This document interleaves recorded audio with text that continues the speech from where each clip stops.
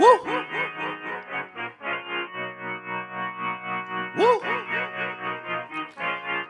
Look, I just been keeping my poise. Made by the million, but still unemployed. They text me about green, but not on Android. She not my shawty, she feeling the void. I make the sounds that cut through the noise. He think he a man, but he chillin' with boys. Put down the liquor, start drinking LaCroix. The pain wasn't choice, but now I rejoice. My uncle had told me that I was the one. I played that shit smart, now my bragging and dumb. Lil' shawty had hit me, said she wanna come. Her dresses is black, but she not a nun. I'm so Pasadena, cause that's where I'm from. Some bangers, some hoes. Them with guns, they scheming for riches, they playing it numb. I'm second, I wins cause I'm second to none. Look, what the you think I do it for? Do it for? Hey, looking in the mirror, you the GOAT, you the GOAT. Hey.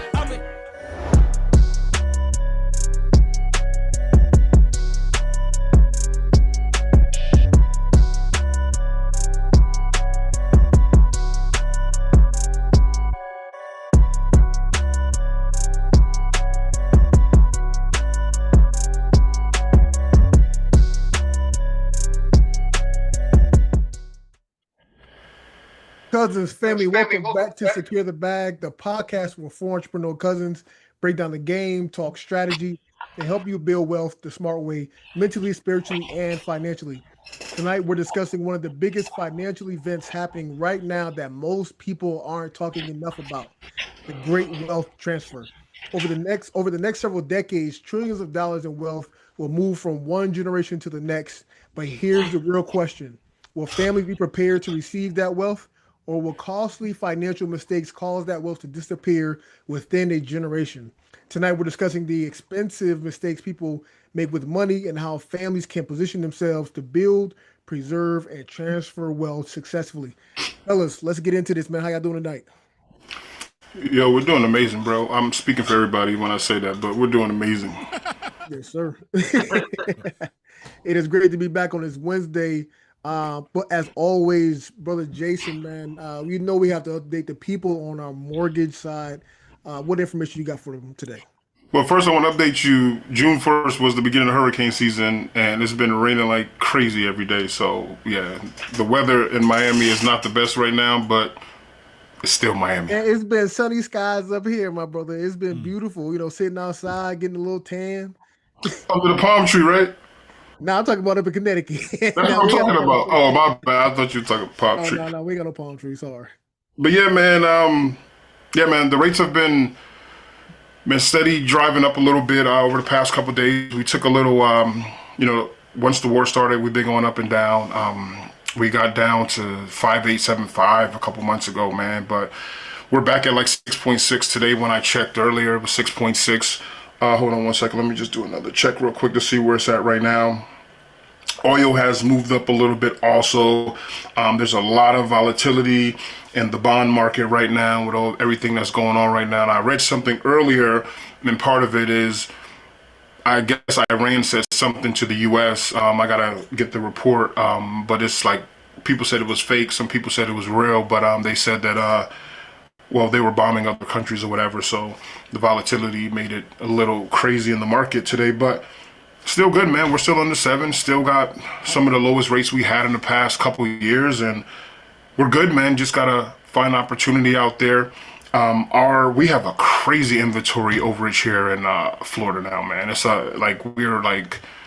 it's getting scary a little bit, man, and foreclosures are up right now, not just in Florida, but over the country, so we don't know what's going on right now. It's a little scary, but in that fear, there's a bunch of opportunity out there for first-time investors, long-time investors. There's opportunities everywhere. So take advantage of it. Don't get scared. This market update just to show you what's going on, and what you do with that information is up to you. But it's an opportunity out there for everyone. First-time home buyers, investors. You want to upgrade, you want to downgrade. Opportunity is there. Take advantage of it. Yes, sir. We definitely appreciate that. Brother King Gerard, man, it's y'all turn, man. We need something. If it's in New Haven, if it's in Miami, if it's in Oklahoma, we need something on the real estate side. Give us some updates. Well, yeah, Gerard, I'll go after you. We still up. The medium home price in Connecticut is around 420, 430, up 3% year over year. We still got bidding wars, multiple offer situations. But there's still buyers out. I mean, obviously there's, the market is still moving, you know what I mean? But we still just don't have enough inventory to balance this out and, kind of get balanced with the rest of the country, if you will. Because I'm seeing most of the country, and we talked about it last week, that there was like a surplus of 600,000 properties available on the market. It'd be dope if we could see that here, but we're not seeing it here. But yeah, King, what you got? Hey, real quick, before you go, I would say that'll be some good information so we can find out for next one is like what states are most available or have the most homes. You know what I mean? As far as like that 630,000. Okay. For next time, yeah. For next time, we can figure that out. Well, So, somebody was saying something? Nah, go ahead. All right, so I got new listings increased by 10%, giving buyers slightly more options than the earlier part of the year. Sellers still have the advantage. Well-priced multifamily properties continue attracting strong interest. Also, New Haven remains competitive, although it's moving slightly slower than the pace of Hartford. Right, you said 400,000 is the average price? In the state, yes. Okay. So I got the average price or the average value for New Haven at $330,564. Medium $365,000. The homes are roughly being on for like 16 days. Nearly 43% of homes are selling above asking price. Also, while you're in the buying process, since I've been looking since November to now, been sending out a lot of offers, and sometimes you got to tweak your offer a little different than you did the other ones. That might be the reason why people are getting outbidded. Like, I can't tell you to waive inspections and different things like that, but some people are doing whatever it takes to make sure that their client get a house or get a home. Yeah, definitely appreciate the update, fellas. So we spent a lot of time talking about building wealth, but building wealth is only half the battle, right? The bigger challenge for most people is keeping it.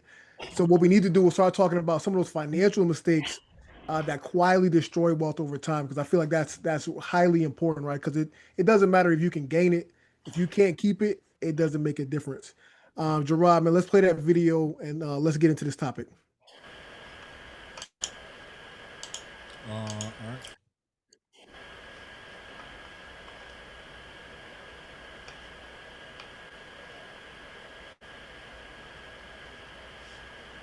You like being poor. Someone has to say it.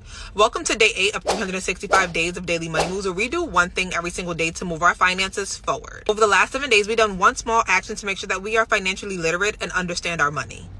If you didn't do anything in the last 7 days, it tells me these two things. 1, you may have done some of these steps already, so you don't necessarily feel like you need to do it. Or 2, you like being poor, you like being in survival mode, and you just feel like it's a genetic trait that you are carrying on for your family's name. Being poor and being in survival mode is not a hereditary disease. You can change it. It requires discipline. It requires structure. It requires you to say no to yourself. It requires boundaries. It requires reading. It requires doing. And most importantly, it requires action. You're so used to being in survival that it feels like a nice warm hug. But you know what else feels like a nice warm hug? Having an emergency fund, whether it's 1 year or 1 month, feels better than no months. Showing yourself that you have the discipline, that you don't have to give into every single thing that someone asks you to do or that you want to do. Your words prove nothing to me. If you are not doing the action behind every single thing that you say you were going to do, you're just talking. Now, I'm going to show up for the next 300 and whatever days we have left, and the girls are going to show up too. And every day with small single changes, we're going to level up our lives. Now, you could be a part of that. Or you're going to come back next year asking me to do this all over again, and I won't. Good day. You like being poor. Someone has to say it. Welcome to... Yes, sir. I like her. Selma makes sense. I'm gonna follow. Bro, I was just about to say that. I was literally thinking that. What's her name up there? Selma makes sense. Like hey, sense Selma, Selma, come get in the podcast, Selma. Now that was good, man. And even when I listened to the video, I was listening to it very quickly because I was just trying to hurry up and go to bed last night, trying to just make sure we got something prepared for the day because we had some changes. Before we continue on, let me just say that as well because we did plan to have an attorney on today, but with the attorney there was some legal things that we had to go through that we didn't want to come up here and make more issues for him and for us moving forward. But as I was picking out this video, I didn't realize that this is really talking about mindset, right? Talking about what you do on a daily basis when it comes down to your money.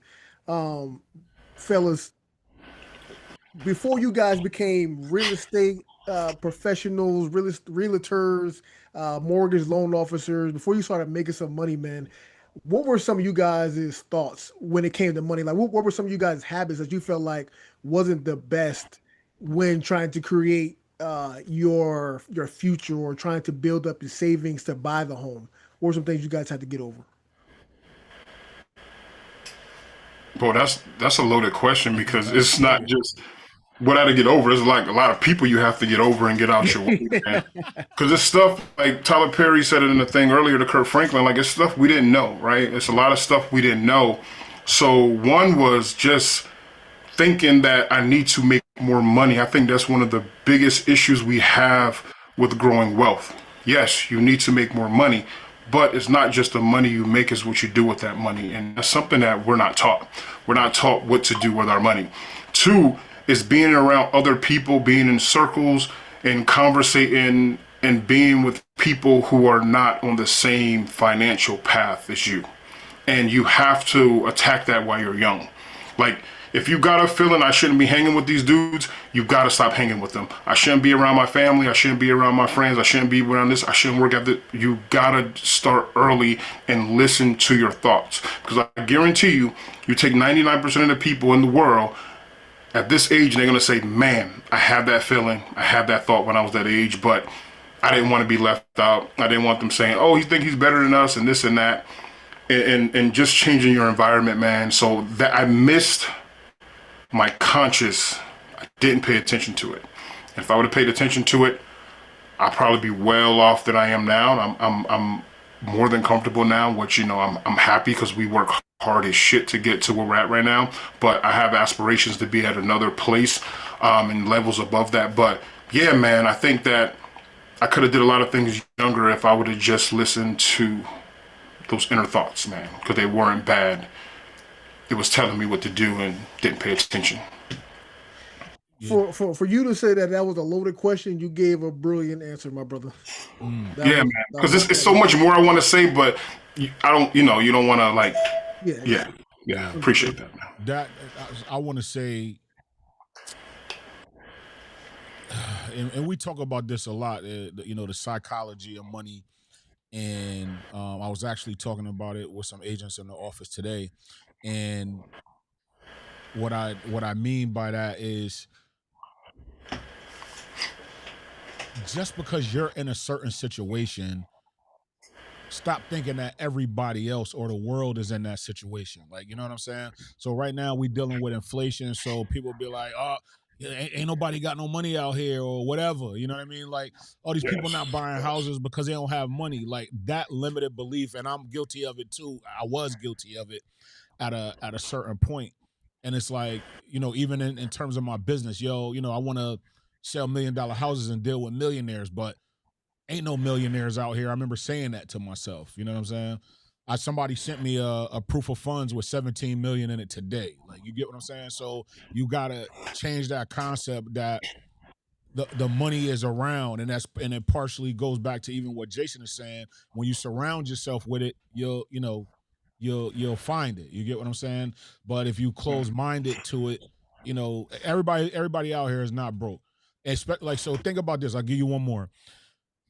In our market, we have the prices are sky high, insurance is high, the rates are high, right? So you're like, well, there's no buyers. I hear agents say it all the time, like, there's no buyers, nobody's buying. I hear loan officers saying it, there's no buyers. Bro, there's a bidding war on every property that's listed. There's 12 to 15 buyers on every property that's listed. What do you mean there's no buyers? Yes. You just don't have them. You know what I mean? So those limited beliefs on, you know, counting people's money and or just realizing that the money is out there in general, but you got to put yourself in position to get it. Real quick, King, I'm gonna let you go. I'm gonna just respond to what he said real fast. Say what the question was again. That's what I had to say before I go. Go ahead. I got you. Yeah, just to you, Gerard. I was listening to Eric Thomas speak on one of his videos. He was talking about he's talking about money wise, and then him living in California and how they have really high gas prices and whatnot. But he was like, man, I'm at the point where it's like, yo, I can't worry about what gas prices are because it's not like I'm going to drive my car. I'm not going to drive my car. Like, you just got to do what you got to do no matter what's going on around you. You got to continue to make things happen. And just because you may feel like somebody ain't got money, they got money because everybody's still buying something. Amazon delivery trucks are still outside. People still going to the club. Money is out here. Right. But King, the question for you is, when you were younger, when you were building yourself up to where you are now, what mistakes or what's the word I'm looking for? Excuse me. What mindset did you have when trying to save up for a house, when trying to, get to be a realtor? What were some of the things that were holding you back trying to grow to where you are right now? Well, I don't really feel like anything was holding me back for this, but I'll speak about maybe like 7 to 8 years ago when I was going harder with credit repair or whatever. I was making money and I was investing into myself, but during those years, like maybe like 2018, like I think that's the most money I made in the credit repair business. But if I saved all that money, I could have had houses years before. Like, I was fixing my credit, I was helping other people fix their credit, but I was in Virginia, I was in Atlanta, I was in Florida, I was in Dallas, and a lot of these places I was going there doing business, but I feel like I could have saved more money. Like if I would have saved more money, I could have been ahead faster. So I would say something like that. But during the process of becoming a real estate agent, like, I took the test plenty of times or whatever, but it wasn't nothing really in my way of getting that done. Because even while I was studying, like I would listen to the audio and I'd be on the phone with my wife. I'd be like, listen, I got to call you back. I'll talk to you later. I wouldn't talk to nobody until I felt like I knew what was like going on as far as the information, different things like that. I would just sacrifice. And also, even going through the process of like saving the money, like I had income or whatever, and I was like letting that money just go into that account and I wasn't touching it. Matter of fact, I never spent none of the money that I made during that time. And that was the money that I used for the down payment. So you basically got to tell yourself, like, you should have been where you were trying to go a long time ago and just sacrifice to get where you want to go. It's really changing your mindset. Like, yo, listen, I'm not going to touch this money. Even though I got 10,000 or whatever amount of money you got, just don't touch it. Just save it for the thing that you say you want to do. Yeah. There's a video, one of the videos we was just watching with Tyler Perry and Kurt Franklin, and it's like you can't beat yourself up for what you didn't know. So even while we had this conversation on, what we should have did or whatever, we shouldn't have did it because we ain't know what we was doing or how to do it. You know what I mean? But moving forward, you know now. You know what I'm saying? So now it's time to execute, but don't beat yourself up for what you didn't do in the past, man. But it's so I don't want to say it's hard, like you said, because you don't know, but that intuition tells you, because it's always people in the group, right? When you grow up, it's always people who are like outliers, right? And you can kind of tell who those outliers were and who you were around, the way they spoke, the way they act, the way they move. And I just always remember growing up, I always thought different than my family and my friends and everybody else, man. I was always like, I don't want to say, like, I was more logical. Like, I really wanted to know why things were the way they were. Like, I wasn't like, oh, this is like this because it's like this. I'm like, why? You know what I mean? Then once you get to college and you start getting in the real world and working, especially in finances, you realize that most of the stuff you was taught growing up were misleading or lies. Like, it didn't make any sense, right? And we was having this conversation the other day, me and my boy, when I did the interview with my boy Will Jones. Like, we attack success in this country and wealth in this country, and me and Gerard was talking about it before. Like, I was like, You really think Jay-Z and Beyonce worship the devil? You really think Puff Daddy's evil, right? And I go through other black celebrities, but you never say that about Trump, Elon Musk, and like you never say that about people who were taught, like Bill Gates, people who are actually evil and doing evil things. Nobody talks about it. And it's like, Charlemagne has the best freaking quote. We rather be entertained by the lie than believe the truth, bro. Because the truth is not entertaining. And we don't know the truth, but I'm saying, like, let's be honest with ourselves, right? Why are we attacking success? Most people attack success because they're uncomfortable. Because when somebody put that mirror in your face and say, damn, he ain't no Illuminati. Damn, they actually did work. Damn, they actually did hustle and paid and grind and did all these things and went to shows and stayed up to do records and dance and got people hustling and it makes you feel bad. So it's easier for us to say, you cheated, you got there by lies, you got there by the Illuminati, you're a secret society member. And it's like, are we really attacking them, or is it our insecurities that are saying there ain't no other way for them to get there unless they cheated? And that's what I hear sometimes, man. Like, you sit back and you like, damn, bro, we've really gotten to that as a society that we won't accept no success. Because if anybody has success, everybody's evil millionaire, everybody's evil billionaires. They're all evil. They haven't stepped on nobody's head. Yeah, you haven't gotten a chance to do the things they've done yet, because if you were in their shoes, you'll do the same thing. There's no self-righteous people, bro, when you're trying to feed your family and grow your wealth. So that's the thing that like bothers the most. I'm like, we are stuck in this mental prison that we will never escape, I don't think, bro. Most of us, we will never escape it because the majority of us in our society thinks that it's impossible to reach these levels without cheating, without stealing, without doing something that's illegal. It's the hating in the pocket watching, man. You know what I'm saying? Like, Yeah. I hear people all the time like, this person, sells all these houses because, they grew up in a rich family. Like, it's always a reason on why somebody's successful, not the fact that they're just doing what they're supposed to do. I get up every day. I make my calls. I'm not nobody special. I'm not like that. They're looking at like nobody gave me anything. I'm just doing what I do, and you see it. You're like, man. And I ain't I ain't saying that people don't have leverage or some people are in better situations than others. I get it. Yes. But at the same time, you still gotta do that work at some point. And if you're not in that situation, do the work. Go put yourself in that situation. Somebody told me I got a lawsuit. A what? Sir? What you mean? They told me, like Gerard just said, they pocket watching. Yeah. They told me basically I must have got a lawsuit. I told my wife. I told my wife. Crazy. He said we can't wait till we get it. Whatever lawsuit they talking about, we can't wait till it comes. Crazy.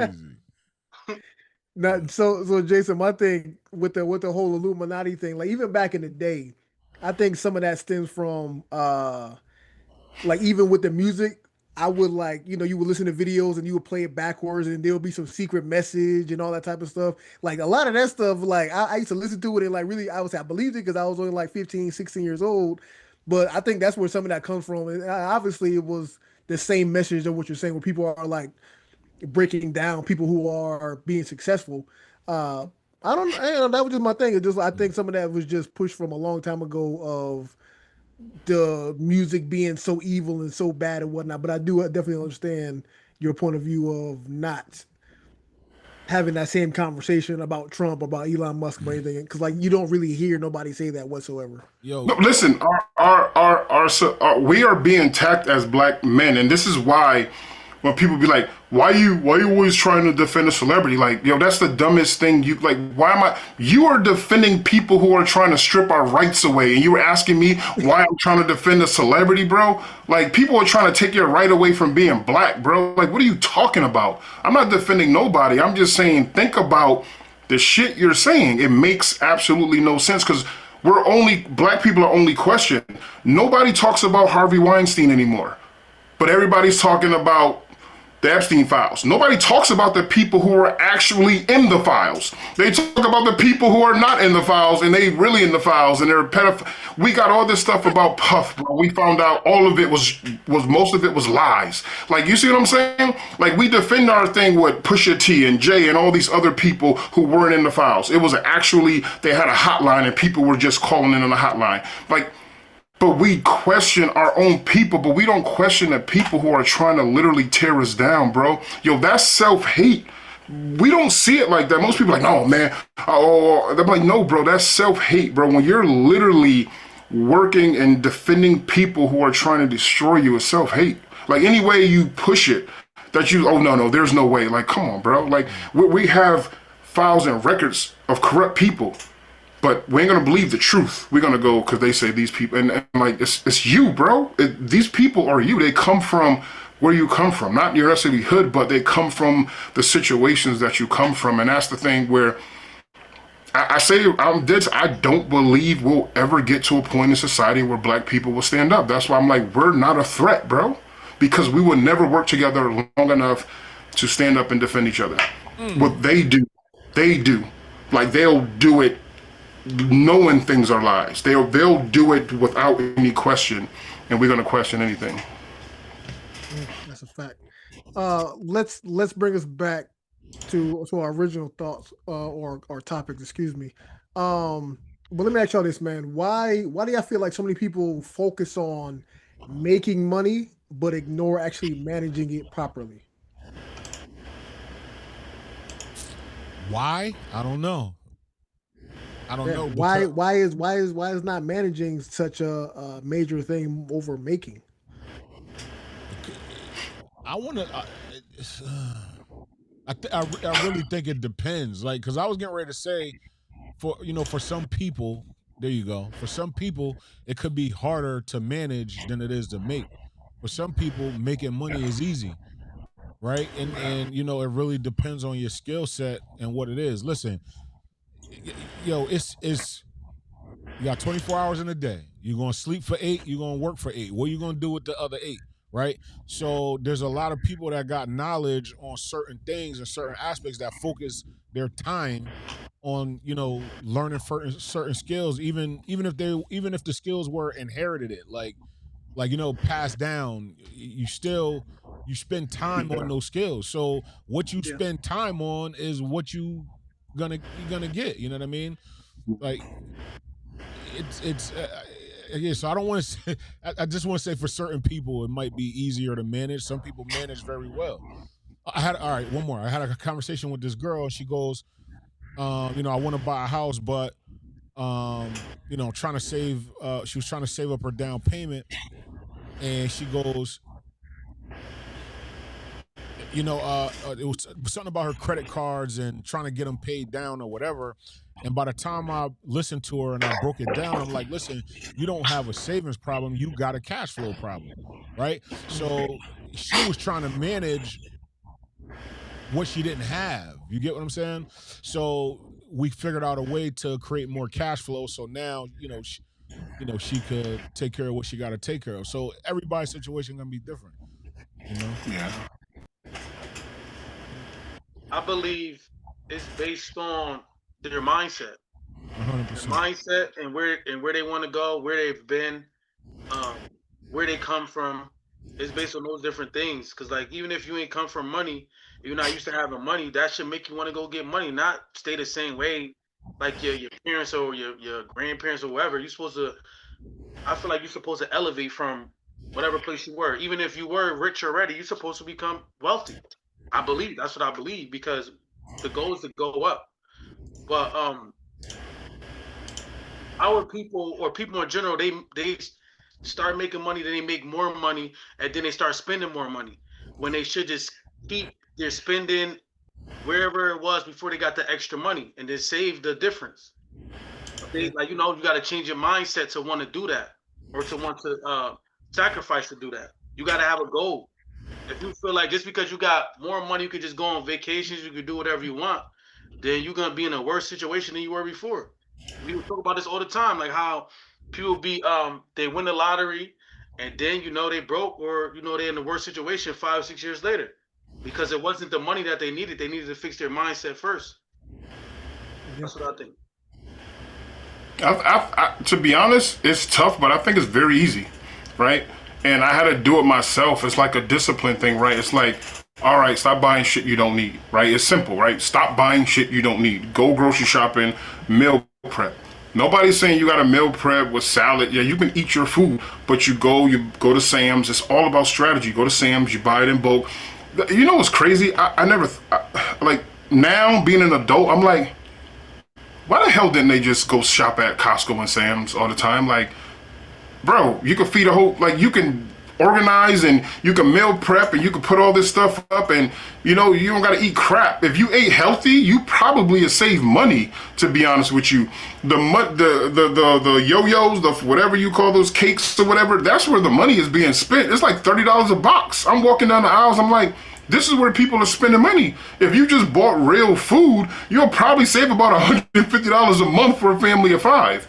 Right. So it's just about a strategy, man. But I get it. It's hard. But I mean, at the end of the day, you gotta get the skills and you have to seek help. And I think sometimes we be like, no, I got it. I remember I was talking to a guy when we were deployed, and everybody was talking about, yeah, we're gonna take our money, we're gonna do this when we get back home. And one of the guys, he didn't want to talk to us. He was like, man, I know what I'm gonna do.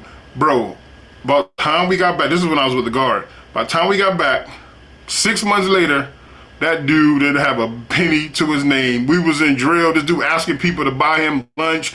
We were like, see, bro, like, it doesn't hurt to just get advice from somebody and move a certain way. But I don't know what happened, like, with his personal life. Anything happened, I don't know. I'm just saying, like, he didn't seem like nothing was happening. It just was a dude who just didn't want to get help, you know, to move forward. I think we got to ask for help and create a strategy for our life and stick to it every single day. It's a few people who I speak to sometime, and I'm just like, yo, if you got food at home and you know you don't make a lot of money, and you got a small savings, let's say 50, 60, $100 or whatever, why would you go out and buy some other food when you're like, you know, like stuff like that's like it doesn't make sense. Yeah. I answer the question as well. Whereas to me, it's, you know, obviously it's all mindset at the end of the day. No matter how we word it, no matter what we say, at the end of the day, it's mindset, right? On top of that, it's more of like, yo, I don't want to do the work. I don't want to do the work of sitting down, writing my numbers out, writing down the budget, because that's more things that I have to do on top of everything else that I have to do. And it's just like you said, Jason, where it's like, oh, if I got to go shop and eat healthy, I would rather please myself than to be disciplined to eat the food that I really need to eat. I would rather sit back and relax. It's easier for me not to work on my budget, not to manage my money, than to actually sit down and actually do it. Because now that requires me to have to learn, watch a video, know what budgeting is. I have to do all those things on top of making the money, on top of cooking, on top of cleaning, on top of taking care of the kids. It's another task that I have to do. But it's like, okay, yes, it's another task, but that task is one of the most important things you want or that you need. Yeah. Whether it's for buying real estate, whether it's for taking care of the kids, whether it's for your retirement or whatever it may be, you need to plan for these things at some point in your life. You can't just ignore and hope that's all going to work out at the end of the day. That's what I see. And just a quick story with a conversation I was having. Somebody is receiving financial assistance, and within the check that they were getting, they're not sure if they should be paying taxes out of that money, but they just spend it whatever. But to me, it's like if you think it's a possibility that you have to pay taxes on the money that you're receiving, you should not be spending all of the money. Because to me, it's like you are creating bad financial habits. Because now if I can do this once, I could do it twice, I could do it 3 times. And now that creates a future problem, and it creates another future problem. So now if you want to save up for real estate, or if you want to do whatever else that you need $20,000, $30,000 for, but now you got to pay taxes on money that you should have been putting to the side instead of spending it on some clothes, on whatever it is that you want to do. That was my thought. I want to ask you guys one more question before we jump to our next topic. I know we want to get up out of here a little bit soon. If someone wants to avoid a major financial mistake this year, where should they start? I know I know it feels like a loaded question. To avoid a major financial mistake? Secure the Bag University. Yeah. I like that answer. Anybody else? I want to make sure I don't jump too fast. Nah, you can't. You seek guidance, man. Call. We had two amazing people on our podcast, Cheryl Davis and Jeff Malone. If you call them, like reach out to them, reach out to us. We'll give you their contact information. Reach out to them. Like we shouldn't be making huge mistakes right now in 2026, not knowing what's going on in the world right now. Like, I think we're going to be okay. Everybody's like, oh, you're so optimistic. We're going to be fine, bro. Trust me, we're going to be fine. But we're going to have a rough road to get through. And get through that rough road ain't going to be easy. But, yeah, you should be selling and stacking or buying with equity. Those are the two things you should be doing right now. You shouldn't be frivolously going out. Like, listen, let me tell you something. Me and the wife could be flying up in July going to Yankee Stadium to see the 30-year Reasonable Doubt concert. But, bro, give a damn how much money. I ain't paying $2,000 for no tickets to go see my boy. Listen, bro. Bro, we found tickets for $300. You good? Where you find tickets? They've been sold out. Look at his face. Got him. Yes. Well, $300 in 2000 is two different things, brother. Space change. Space change. Yeah, he was ready. He said, "Hey, I'm about to cash app you right now." Oh, $300. Where you get those tickets? Where we gonna sit on the roof? But I think it's just it's a discipline thing, man. Like, don't get upset at yourself when you make these mistakes. That's what people get. They get upset, then they go into a hole. It's like everybody's making, excuse my French, but ladies and gentlemen, everybody is fucked up. Like, everybody is messed up. Nobody in this world has it all figured out. Trust me, there's billionaires losing billions of dollars all the time. Like, there's people who are losing money, making mistakes. Guess what? There are content creators right now who hold more value than the Tide company. They'll do a freaking $1 million commercial and will lose money. And this little guy will have a $300-400 camera and he'll make $1 million. It's okay, man. None of us got it figured out. We're all trying to figure it out. Don't be so damn hard on yourself. Just get the information and get the help you need. If you see somebody successful or going in the right direction, ask them, hey, what you doing, sir? What you doing, ma'am? How you do it? If you don't know, can you point me in the right direction? And I think that's the way to grow. But we have so much pride sometimes. We're like, I'm not going to ask anybody anything because I don't want them thinking I'm weak or I don't know. And it's like, bro, we don't know. So get the information, because probably the person you think know, they're going to come back to you like, bro, I don't know either. I'm going to go to somebody else and see if they know. And then that's how, you pass information along. Yeah. I'm going to say this last quick thing on that, then we'll move on to the next topic. Man, Gerard, like we said last year, man, talking with Mike, for most people, a conversation don't cost. No. Just like Jason said, man, hey, talk to the right person. If you feel like you want to get to the next level, go have the conversation. Don't just try to sit there and figure it out on your own. That's why we have people around us. That's why there's books. That's why there's podcasts. That's why there's videos. That's why there's movies for you to learn from other people's mistakes. Yeah. At the end of the day. Read, man. The answers are in the books. I'm telling you. Like, we got back in. I've been reading chapters, me and the wife, of Rich Dad Poor Dad, and reading this book a couple of times. Yeah. Reading the book a couple of times and getting back into it, I'm like, oh man, I missed that. Like, he literally just took advice from two people. You don't need 1 million people. He took advice from two people, two successful people at that. And I think sometimes people misunderstand the book because his poor dad wasn't poor. So when we say he mismanaged his money. Yeah. Exactly. So when we say poor, broke people on our podcast, or somebody asked me that the other day, the clip that went out, oh, you poor, like, we're not just talking about financially, we're talking about mindset. We're talking about how you carry yourself every day, your conversations, what you ingest and social media, and what you watch and what you listen to and what you read. That's what we're talking about. And when you read that book, he's talking about both of his dads, and they were both successful they just went about managing money two different ways. Their thought process was different. One was I want a pension, 9 to 5. The other was an entrepreneur. You'll understand the psychology of people who are entrepreneurs and people who are 9 to 5s if you read that book. This is literally spot on. Yeah, 100%. That was great. Gerard, man, let's hop on to this next video with our brother John Hope Bryant.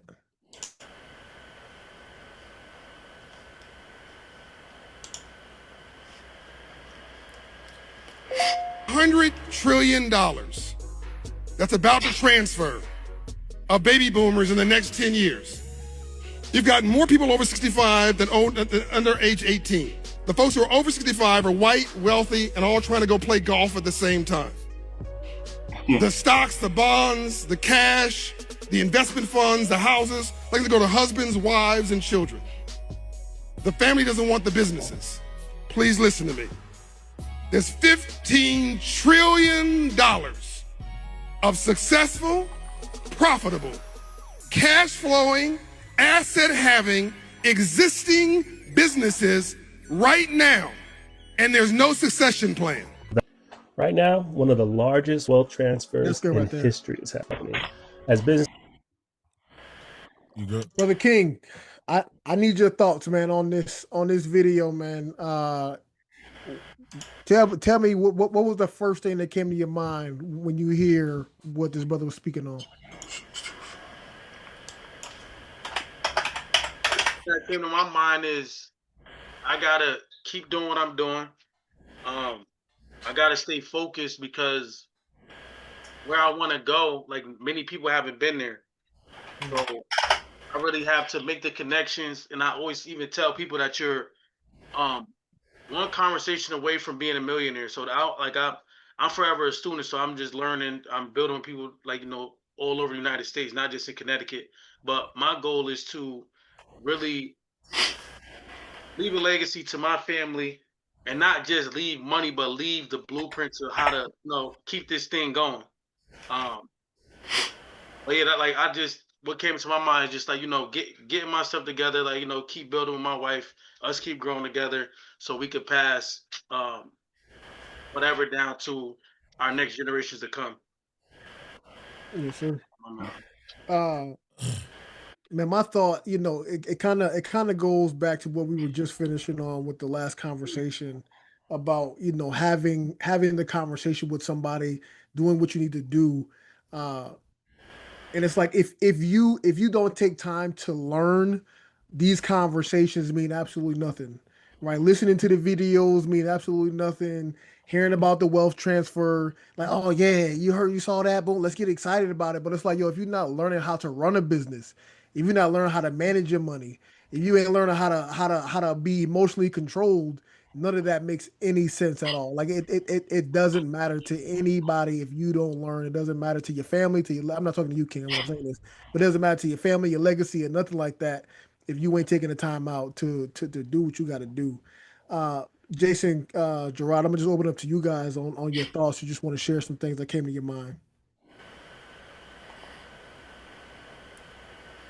I knew that was gonna happen. I knew that was gonna happen. Go ahead, Jay. You good? I was just talking to a couple agents in the office today about the baby boomers. So forget about the baby boomers. The people that purchased homes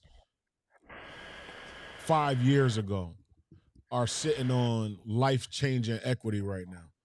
So if you go back to the baby boomers, people who had purchased their home 30 years ago, you know what I mean? 30, 45 years ago.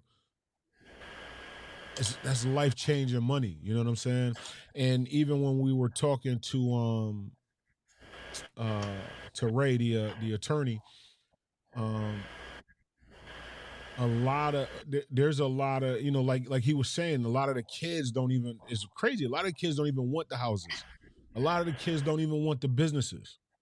And then, so now, you got the seniors, the baby boomers trying to figure out what to do with that bread. You know what I'm saying? And so, yeah, there's wealth all around, man. And, connecting with the estate planner and Jeff and like Jason said, Cheryl, connecting with people like them to come up with a game plan on what to actually do with it. It's there, and what's even crazier is there's a lot of people that don't even realize they got it. There's a lot of people that don't even realize the value is there.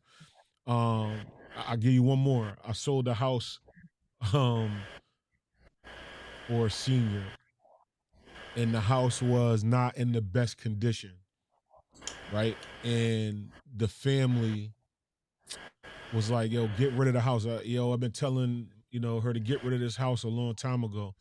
And even they said something to me, yeah, I know it ain't worth much, but, she needs to move on with her life. And I'm thinking in the back of my head, like, you don't know who you playing with. Like this thing, King, he didn't know.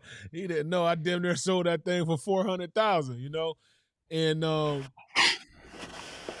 people didn't start coming around until we got to the closing table. Once they saw, what was going on with the house, then they started coming around, and that's crazy in itself. You know what I mean? Like stop leaving your peoples out to dry, and then just because it's a bag, now you want to be a part of it. You should have been a part of it the whole way, and you would have known. You know what I'm saying? You should have been reaching out to a real estate agent, asking for CMAs and, things like that, staying on top of it as opposed to waiting till, it comes to a head, if you will. But, yeah, there's definitely a wealth transfer going on. I used to meet people when I was selling insurance at one point, and a lot of them didn't have any debt, right? They were like, oh, I got my house paid off. And I'm like, man, that's amazing. So until you speak with a financial advisor, until you speak with an investor, until you speak with people, having no debt is not smart. Like it's not smart if you're not building your money. And I never thought about it until the market crashed. And I owned a home during the market crash. And you see your value drop so quick. So you tell people all the time, if you were forced, like if you have $500,000-$600,000 in equity right now, right? This is a scenario I went one of my clients. You have this money, and you look at that money and you say, I'm broke. I have no money at all in my checking account. My job is not paying me enough. What would you do? Just to see where people's mindset is at. Everybody talked about protecting their home, right? This is what they said.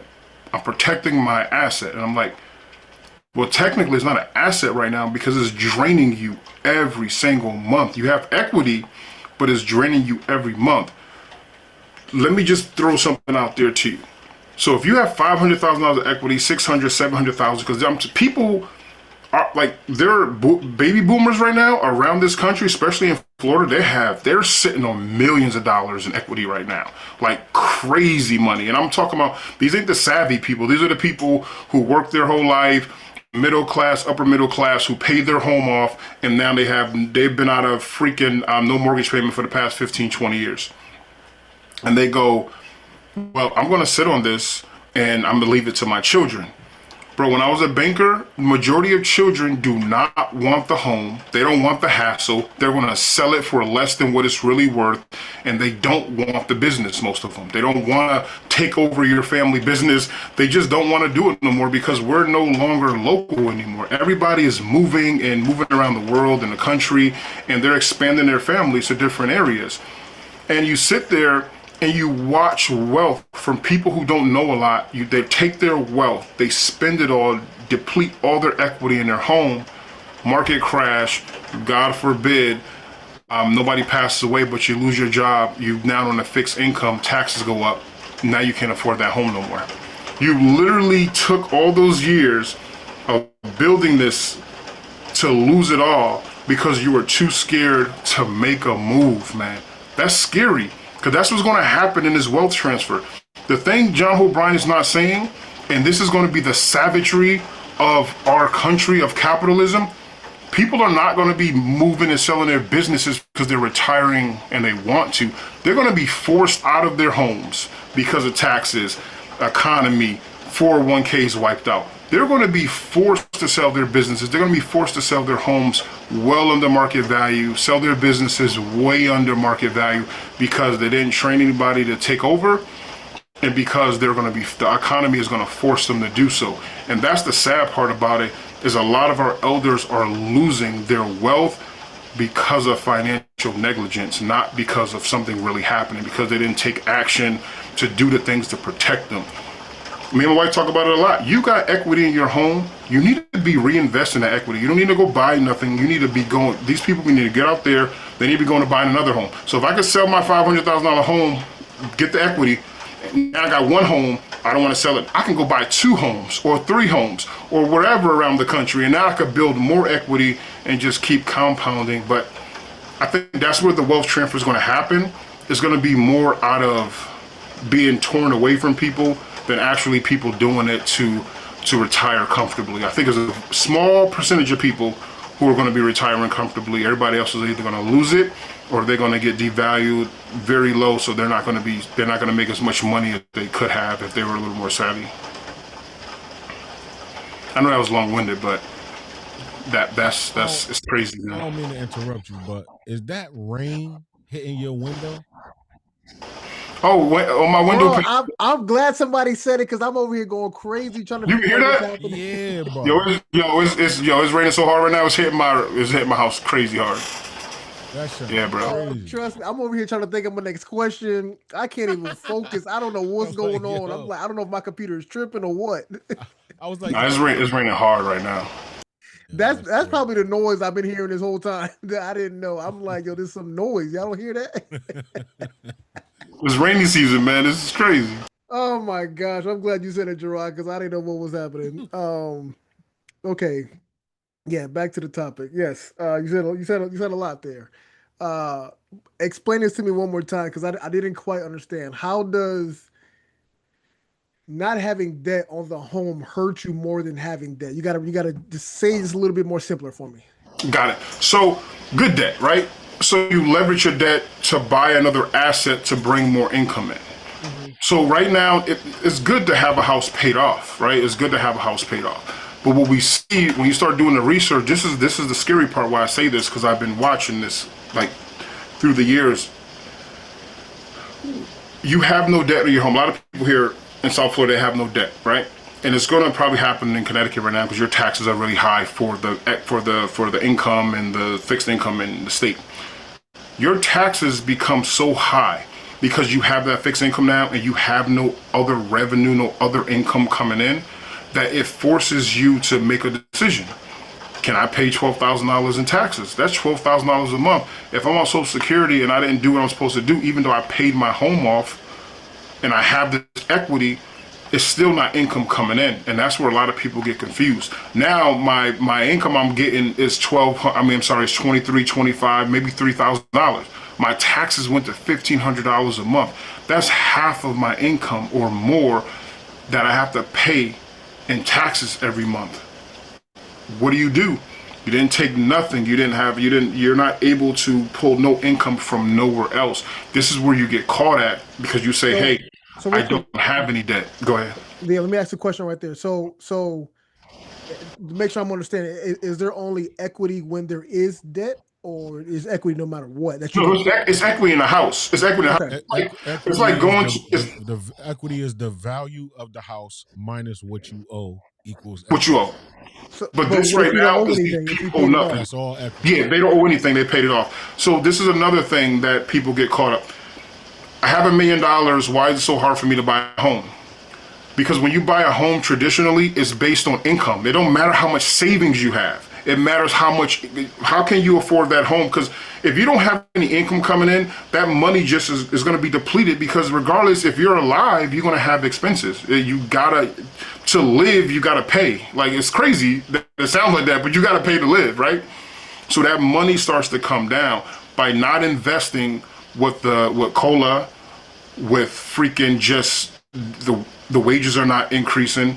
You are literally losing money every time you don't invest it because of checking and savings, IRA, whatever. I mean, those high bearing. If you don't have enough money, it's not going to really produce anything to keep up with inflation.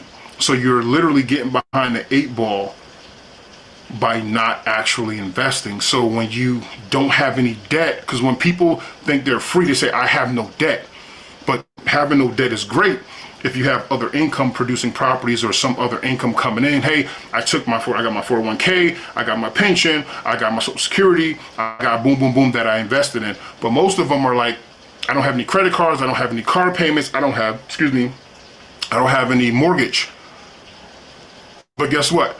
There's still debt that you have to pay every month. So if you don't increase your actual income, regardless of how old you are and what you have paid off, and you don't have that actual cash flow, you're actually going to be falling further and further behind.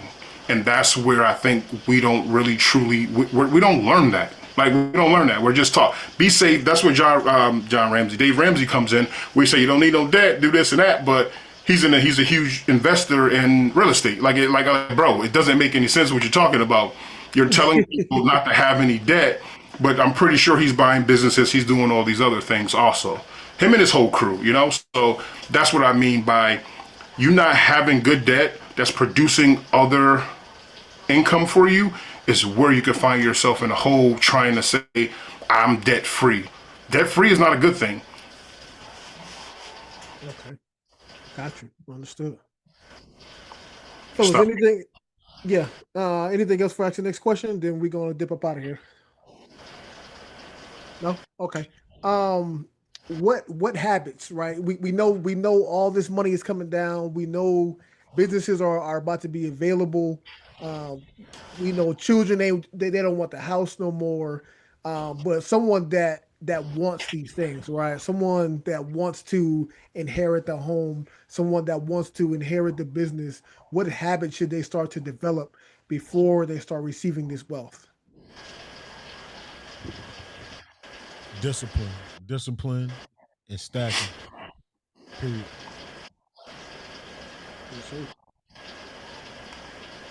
Driving, hitting the one answer questions is nothing. Bam, bam. Nah, it's true. I think you got to create discipline. You got to create a plan, man, a structure to your life, man, to your business, man. Like, I was speaking to somebody the other day, and I'm like, do you have a plan? Like, because every day I speak to you, you're doing different stuff. I don't get it. Like, you're everywhere all the time, but there's nothing structured, and you're complaining about it. I'm just like, it's like, I don't get it. But you don't understand, man. It's hard work out here to be a realtor, man. I'm calling, I'm doing this, and I'm like, okay. But I'm watching you, and you're talking to me. I'm like, you're everywhere, and I think that structure will help most people, even if it's a $25 a month while you're young into an account or a week or whatever. Like, it needs to be some discipline and structure so you can actually figure out the target you're trying to hit, because most people don't have a target. They're just out there shooting. And I think that's where the disaster starts to come as you get older. You start realizing, like, damn, I'm 50. I don't even have no retirement plan already. I don't have anything. I'm not even making enough money. I never set up the 401k at the job. I'm just in survival mode every day. And I think that's where we got to figure out, like, to get out of survival mode. I think that's the quickest way to structure ourselves. Yeah.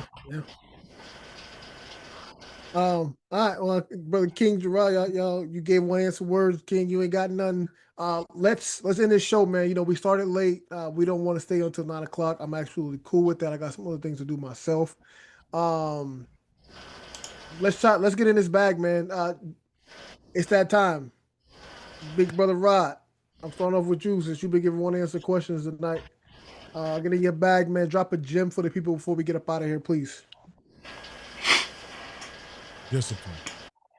I knew he was going to do it. I knew it. Yeah. Nah, man. That's your thing? Yeah, man. I think a lot of the issues that we have stem from discipline, man. A lot of us know what we need to do. You know what I'm saying? Even within your realm, you know what I'm saying? Like, not even going too far outside of the scope. You know what you got to do. You just got to do it. Execute. Yes, sir. Big brother King. For me, I'm going to say, come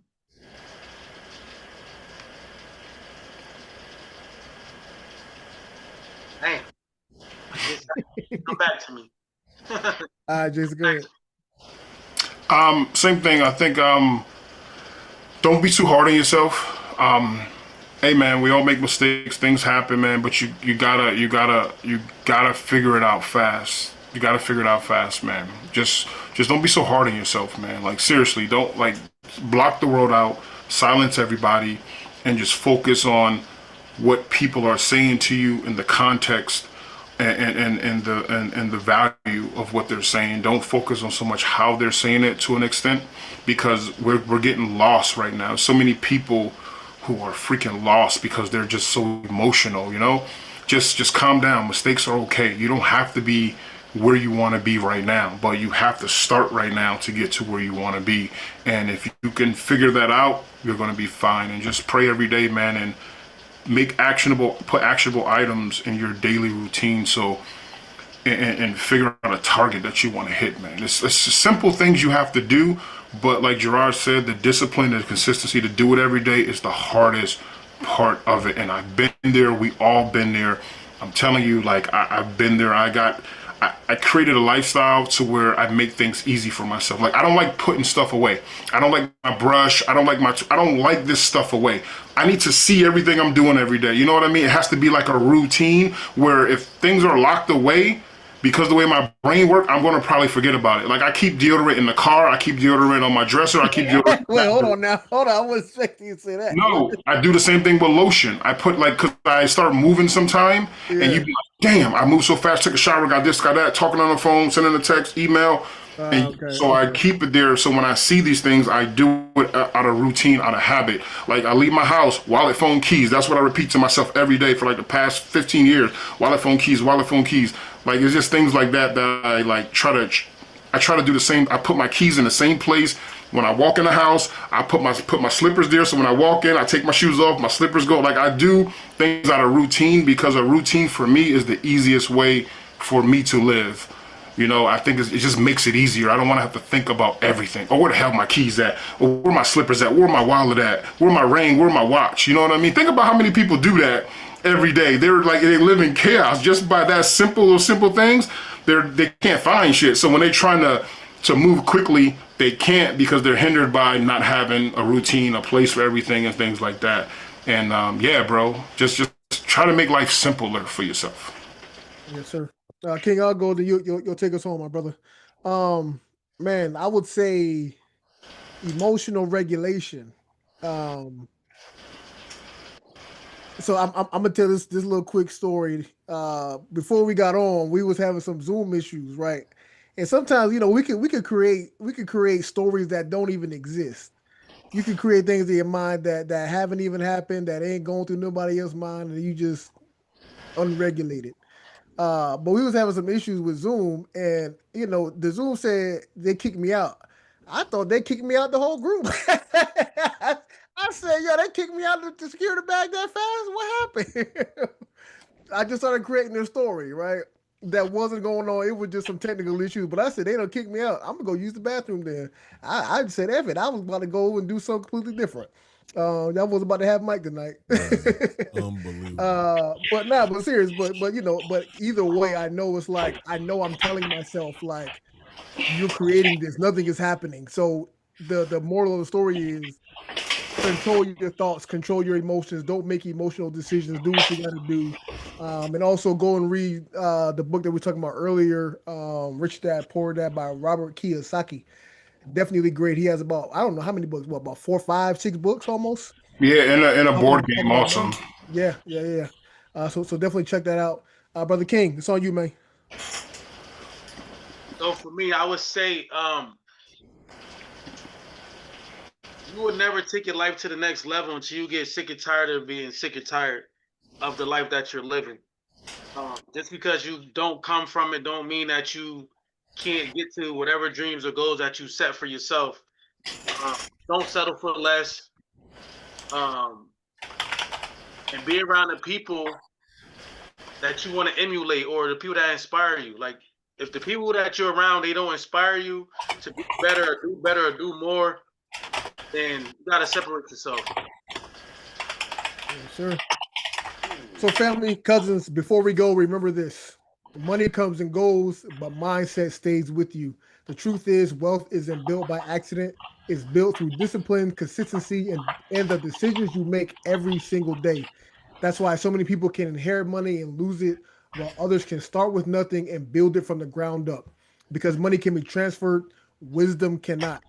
As you leave this episode, don't just focus on how much money you're making. Focus on who you are becoming.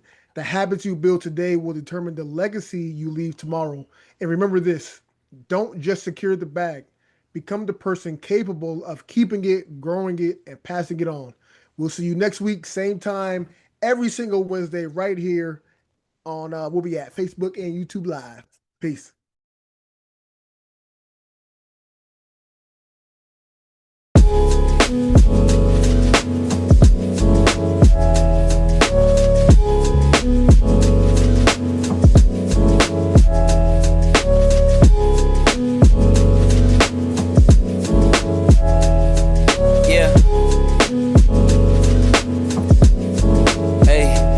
Beginnings on the cusp. Not too old to adjust. Old dog, new tricks. Remember, I was just a pup. Something dirty in my cup. Clean soul, good karma is a must. Still my shooter in the cut. I was stuck inside a rut. Played the game, made bank, moved G. Anything to get a buck. You won't find me in the club. I'm in the lab trying to sharpen up the sword, swinging blades at these scrubs. Flock like bugs to the light, getting right. Treat my hoes like these raps. I don't really got a type. Off top bullshit. All I needed was a mic. Yeah. Hey, pass the rock, it's all butter. Pack your bags and take flight. Don't worry, it's all covered. Hey, live your life while you can. Our days are all numbered. Rain could cause thunder, but the sun comes after, clearing up the disaster. Isn't it lovely? I ain't looking back, I'm focused on what's in front of me. Everybody day's a number, but I'm still here luckily. I know that God got me, so I'm in good company.